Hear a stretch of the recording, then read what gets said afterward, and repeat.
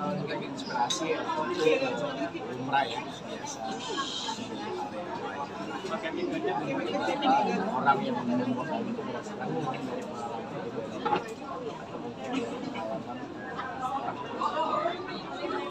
kalau saya pribadi sih hal yang mendasari saya untuk menemukan tema ini dari point of view industri kreatif. Saya melihat lagu-lagu dengan tema seperti ini sudah jarang beredar dan itulah hal yang mendasari kenapa akhirnya saya memilih untuk kali ini temanya tentang generasi muda, tentang orang yang sudah memiliki pasangan namun di tengah perjalanan ya ada kerikil kecil lah dimana seseorang ini mulai menaruh perhatian, mulai menaruh perasaan dengan orang yang hampir setiap hari bareng sama si penyanyi ini di setiap aktivitasnya. Dan pada akhirnya orang tersebut menentukan dan memutuskan untuk berkomitmen terhadap pasangan yang sudah dia miliki saat ini. Dan saya bilang sudah jarang ada yang saya lagu itu ya. Kalau untuk saat ini jadi ya itulah kenapa alasannya saya kira untuk oke lagunya tentang dilema.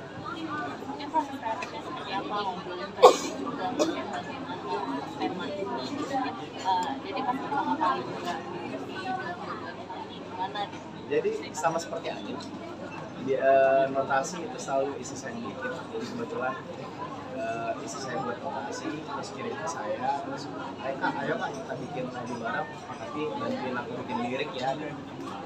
Terus pada akhirnya saya coba kulik-kulik dan akhirnya menentukan tema tentang lagu dilema ini tentang lagu cinta segede ini. Hal yang pertama saya tulis itu di bagian refus, di bagian chorus. Dan itu langsung saya share ke istri saya, sayang kakak udah bikin nih jadi nih refnya. Coba kamu nyanyiin, kamu bacain. Begitu dia bacain, istri saya langsung nembak begini. Pengalaman kakak ya.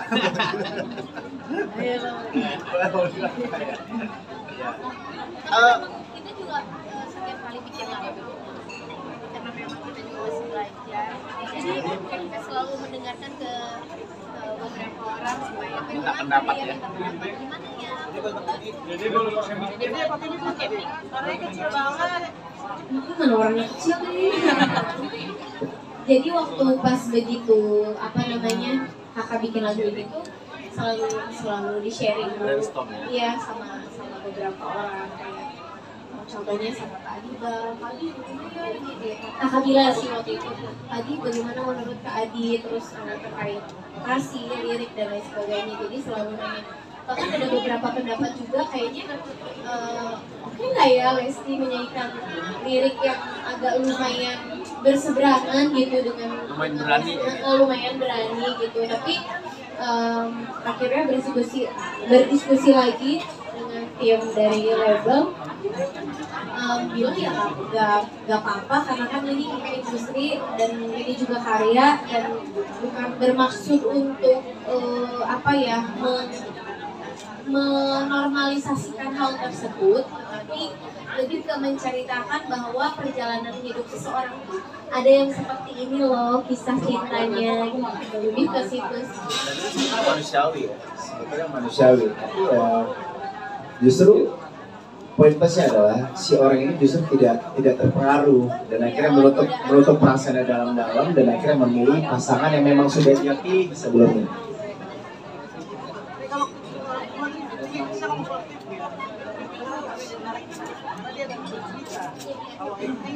Jadi udah biasa kan. Tapi ini kan kali ini kan ada pakai cerita, ada dua suami. Ya, kecanggungan atau ada kendala terbesar saat pasti ada awal-awal tuh pasti ada kecanggungan, tapi memang beruntungnya dan bersyukurnya alhamdulillah aku tuh kalau bikin video klip setelah lagu apa ya waktu itu Insan Biasa atau apa ya setelah Insan Biasa iya kok yang Dede model video klipnya teman-teman masak Insan Biasa. Iya setelah Insan Biasa pertama kali ya dimulai dari Insan Biasa yaitu Kalian Razok. Setelah kesininya tuh selalu Dede minta kak temen kakak dong ya ini gitu selalu gitu. Dan termasuk untuk di lagu yang ini aku bilang sama kakak bilang, siapa ya kira-kira yang ada? Coba dong, ada beberapa nama gitu, dicek terus ya yang alhamdulillah berjodoh sama Irzan dan Kanoval ini gitu. Ya jadi sebenarnya hal yang menarik dari setiap single yang akan keluar dari Lesti itu yang ditunggu-tunggu orang itu selain isi lagu tentang apa, lagunya lagunya kayak apa, yang ditunggu-tunggu dari pencinta apa, dari para fans itu adalah siapa model video klipnya itu. Tapi Pak jujur, Dedi soalnya belum pernah nanya. Menurut Bapak gimana Pak? Bapak suka kadang kesel nggak? Kok mesti maunya banyak sih video klip yang kayak modelnya ini. Ya enggak juga, karena kita dari label justru senang ya kalau artisnya punya visi, punya keinginan, punya mau. Jadi artinya si artis itu tahu apa yang dia mau lakukan. Jadi kita selalu berusaha mensupport dia. Waktu itu Dede mulai kekehnya tuh pas awal lagu itu ya Pak, lagu Lepas Dengan Ikhlas, awal ketemu sama Kak bilang, Pak ayo dong Pak, Dede mau ini model video klipnya lagi Pak, lagi viral nih Pak, harus pakai ini Dede bilang gitu. Dan alhamdulillah. Jadi ternyata Lesti memaparkan keviralan saya. Iya dong, harus begitu, ini industri. Bercanda. Bukan begitu Pak. Dan kalau saya Kami cuma mau nambahin kadang-kadang cerita lagu itu ya, kan kalau dapat inspirasi kan dari banyak orang ya, tidak harus selalu menceritakan pengalaman pribadi. Ini juga kadang-kadang bisa mendapat inspirasi dari apabila teman-teman yang bercerita, mengamati kehidupan manusia. Jadi ini mungkin salah satu inspirasinya juga begitu ya, bahwa tidak harus mungkin dari pengalaman pribadi, tapi juga banyak curhat-curhat teman-teman di sekitar kepada para pencipta lagu. Jadi ya ditunggu lirik-lirik kontroversial berikutnya ya. Lirik-lirik kontroversi. terima kasih Pak sudah berusaha untuk membackup saya. Tapi sebetulnya kalau boleh jujur, ini sebetulnya pengalaman pribadi, tapi sudah lewat, sudah lama. Karena ketika menurut saya sih kalau pembuat lagu ketika memiliki pengalaman pribadinya itu biasanya lebih mampu terdeliver dengan baik lah, biasanya sih gitu. Karena beliau sendiri yang merasakan gitu, pasti otomatis terliriknya gitu. Oh iya, gue pernah ngerasain kayak gini. Dan kembali lagi ke apa tadi poin video klip, kita tuh terutama saya selalu bersyukur karena memang berangkatnya dari pemain sinetron ya. Jadi untuk menggait beberapa teman-teman artis sebagai model video klip, jadi aksesnya itu lebih mudah gitu. Jadi ketika istri saya si yang selalu si banyak minta ini, ketika minta Kak aku pengen ini itu, jadi lebih mudah untuk mengakomodirnya gitu. Alhamdulillah sejauh ini. Dan Pakai pemain-pemain tuh Bapak bisa dikondisi. Tapi kita bisa mungkin bilang ini sama membantu Kabila biar ada saya Kabila takut nanti kita cowok-cowok gitu kontrol enggak, dia mah nggak begitu kan, akunya aja ganjen, gatel.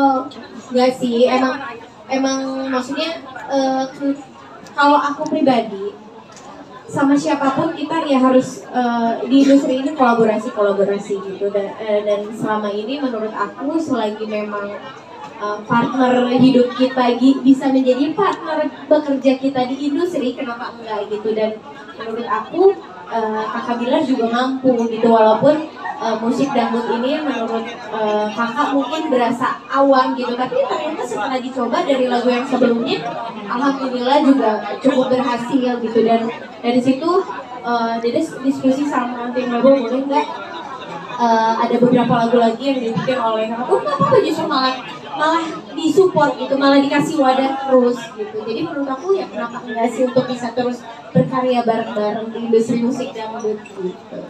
Seru kan dangdut? Seru banget. Sempat ada rasa pasti ya, ada rasa skeptis, terus mengunderestimate diri sendiri. Tapi syukur saya punya istri saya yang selalu menjadi support system ya. Ketika saya merasa desperate, istri saya yang selalu mengatakan bahwa kakak bisa kok, jangan sampai kalah gitu. Terus ada yang momen lucu itu, kalau saya kan bikin lagu biasa kan bikin lagu pop ya, dan saya tuh punya satu role model itu Mas Yofi ya. Istri saya sampai bilang gini, kakak harus bangga, Mas Yofi belum pernah bikin lagu dangdut. Tapi kakak pernah. Karena kakak tuh suka banget sama Om Yofi. Nanti mudah-mudahan ya kakak bisa berkolaborasi. kolaborasi ketemu ya. soalnya kan bener ingat tuh itu lama gitu. Gak masalah sih, masa lalu biarlah berlalu. Yang penting jadi karyanya bagus, disukain orang banyak. Terlepas cerita hidupnya itu perjalanan hidupnya dia. Karena Dedi nggak suka dikorek perjalanan hidup Dedi di masa lalu. Cia. Cuma tetap ya, kamu pas mau rilis lagu ini tetap amit-amit dulu ya. Iya, amit-amit tuh sebelah bin Zalik. Karena kamu nyanyi loh. Iya, karena Dedi yang nyanyi tiba-tiba Dedi suka masih relate.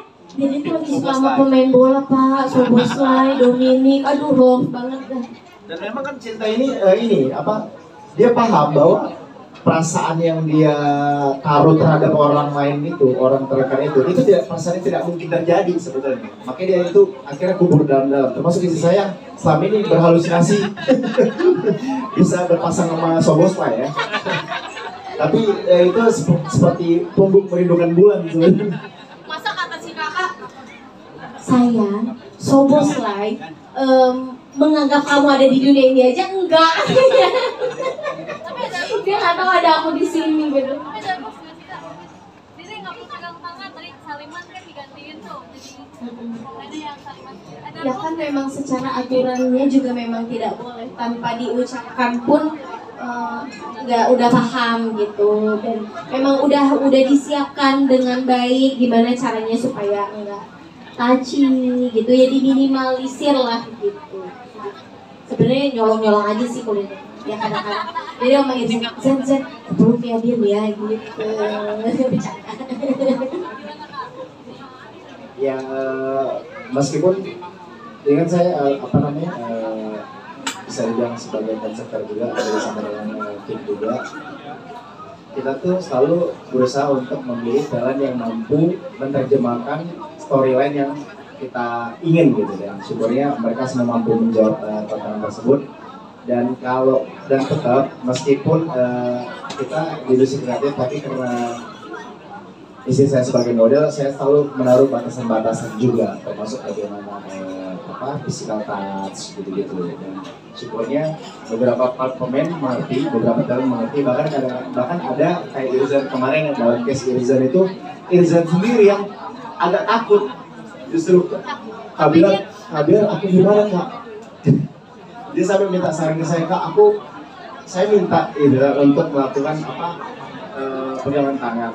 Bahkan Irzannya sampai gemeter Pak. Irzan sampai gemeter, udah Irzan, anggap saya di sini nggak ada gitu. Ini tuh di Sinta ini, Les itu istri kamu gitu. Jadi ya bagaimana kamu memperlakukan istri kamu aja Irzan gitu.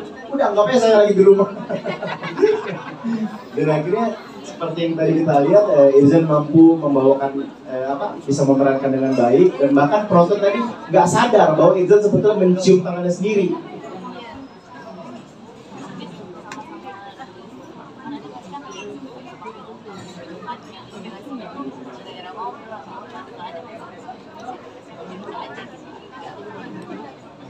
Inspirasi yang suka tiba-tiba ya selalu ada, terutama Kak Gilar, karena beliau ini belum selesai membicarakan hal ini dia udah jumping ngomongin tapi dia ngomongnya aku ceritain, kadang dia suka ngomong sendiri, kenapa sih Kak?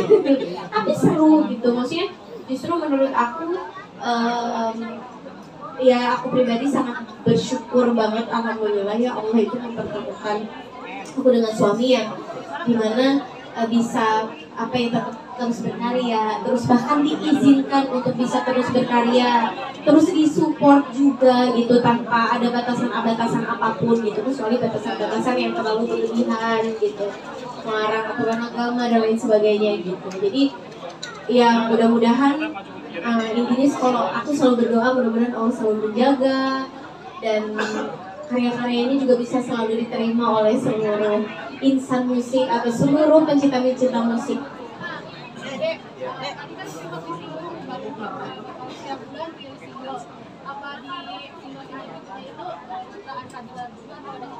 Enggak juga. Ada yang udah disiapin, udah banyak banget. Selain lagunya Kak Bilar, lagunya Kak Adiba juga nanti akan beberapa bulan ke depan. Pokoknya nanti akan ada runtutan lagu bulan depannya lagi akan keluar lagi.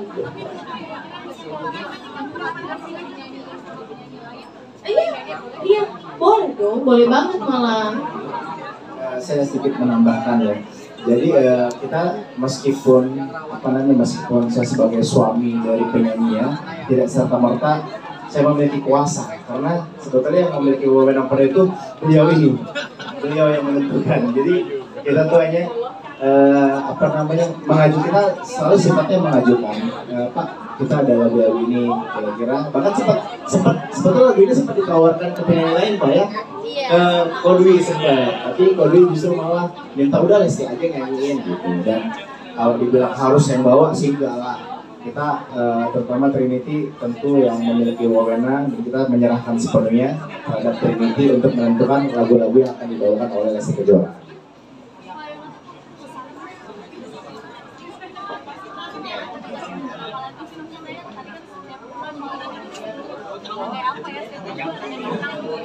Ya kalau kesannya kita udah kerjasama dari 2004 ya, udah 11 tahun tentunya udah saling 2014 sorry, udah 11 tahun, jadi tentunya udah saling memahami. Kita juga ya sih udah tahu apa yang kita mau untuk kebutuhan industri. Kita juga selalu berusaha berkembang bersama Lesti juga gitu. Jadi tentunya berusaha bekerja sama sebaik mungkin, dan kalau mengembangkan kejutan seperti tadi disampaikan, karena memang banyak yang minta album mana, jadi kita akan mengeluarkan banyak lagu dalam waktu dekat. Karena kemarin kan sempat vakum juga ya, beberapa bulan ya, pas melahirkan gitu kan. Jadi ditunggu kejutan-kejutan berikutnya, banyak lagu-lagu menarik yang akan mengguncang dunia musik dangdut Indonesia.